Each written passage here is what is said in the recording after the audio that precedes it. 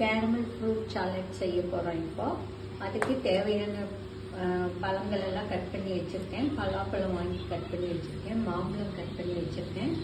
1 litre பால் எடுத்து காய்ச்சி ஆற வச்சு எடுத்து வச்சுருக்கிறேன்.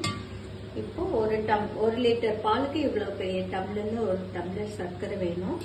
அப்புறம் நட்ஸ் எல்லாம் எடுத்து கட் பண்ணி வச்சுருக்கேன். இவ்வளோதான் இதுக்கு தேவையான பொருட்கள். இப்போ நம்ம கேரமல் பண்ணிக்கலாம். இப்போ கொஞ்சமாக தண்ணி வச்சுருக்கேன். இப்போ அதில் சர்க்கரை போட்டு கேரமல் பண்ண போகிறோம்.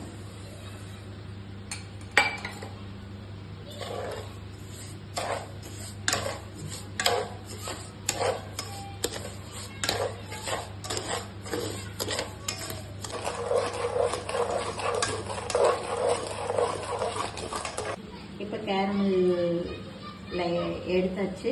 இப்போ இதுக்குள்ளே உடனே ஒரு 1/2 டம்ளர் தண்ணி ஊற்றலாம். அவ்வளோதான்.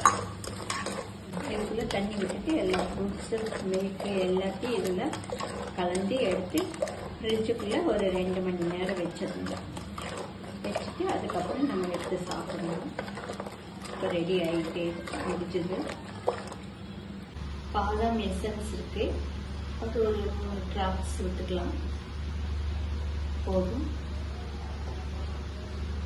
ஏலக்காய் பொடி கொஞ்சம் வச்சுருக்கேன். அதையும் கொஞ்சம் போட்டுக்கலாம்.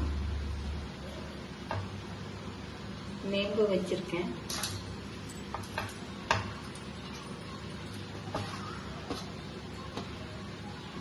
பலாப்பழம் வச்சுருக்கேன்.